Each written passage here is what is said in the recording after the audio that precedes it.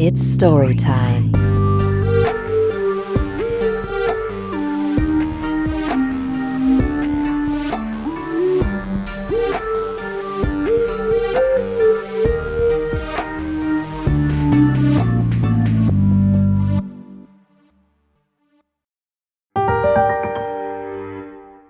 Chapter 3.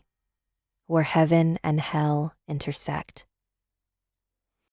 Megan walked into her homeroom class one morning. Her black nails, Ouija planchette necklace, and horror pin-covered backpack set her apart from her other classmates in uniform. Her friends, Rachel and Tessa, were huddled next to each other with their backs turned. Megan grinned, slowly crept up behind them, and let out a deep, fake growl in their ears. They both jumped. I totally got you, Megan laughed, but Rachel and Tessa were not laughing along. God, what's with you today? Megan said, disappointed. They found something on Elliot's computer this morning. It's been all over the news, Tessa said. She pulled up the video on her phone.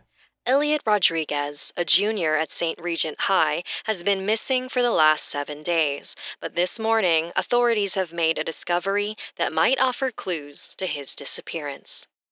The video showed a poorly designed website entitled Where Heaven and Hell Intersect. This was the last website Elliot visited before his disappearance. It lists a set of rules to follow. According to the website, if done correctly, you will be transported to either heaven or hell, depending on where you will end up. Oh my God, Megan said. Do you think that ritual actually works? Rachel shot her a disgusted look. Your obsession with all this dark stuff is going to get you in trouble one day, said Rachel. A guy is missing. You don't need to do the ritual. We already know you'd end up in hell, Tessa snorted, playfully punching Megan's arm. What if this was just a setup? Rachel continued. You know, like whoever took him made it look like this website is what got him.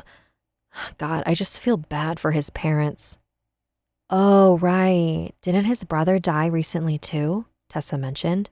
What if that's why he tried the ritual, to see his brother or something? Did they ever find out how it happened? Megan asked. Total freak accident, said Tessa.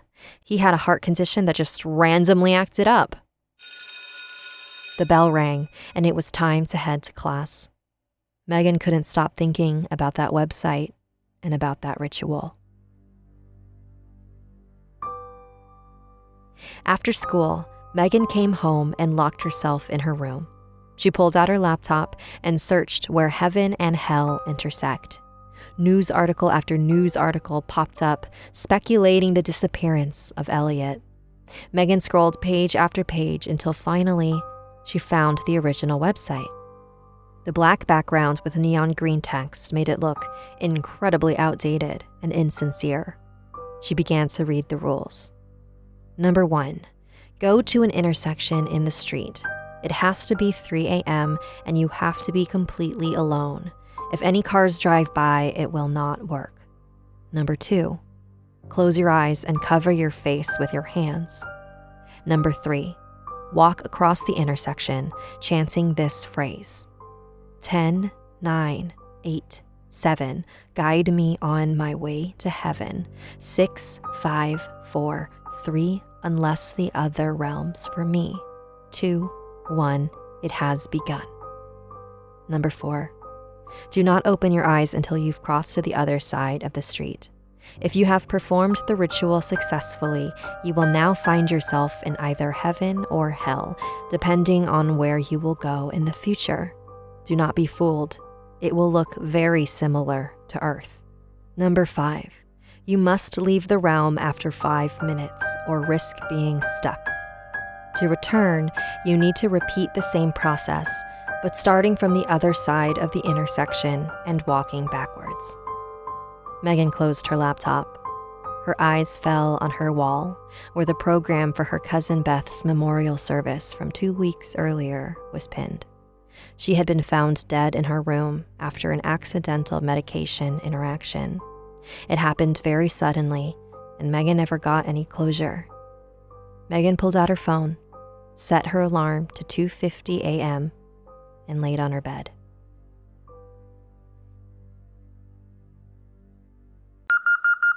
Megan sat up and silenced her alarm.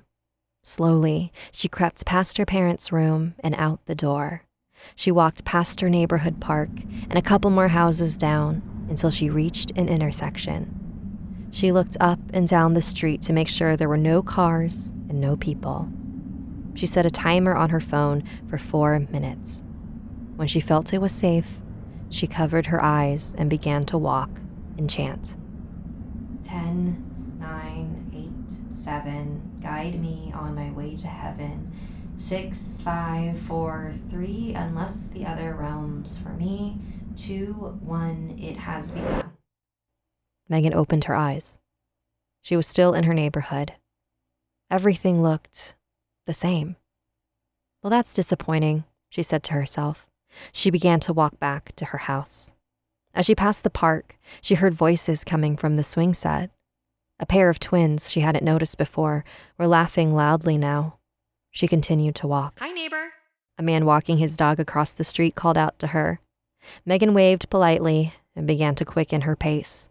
She entered her house and exhaled a sigh of relief. She walked to her kitchen to grab a glass of water. She flipped on the light and stopped. Someone was sitting at the dining table, crying. Megan turned to see who it was. At the table was Beth, the cousin she buried weeks ago. The whites of her eyes were completely red and dry, and her cheeks were soaked with tears. Oh my God. Megan couldn't believe it. The ritual had worked.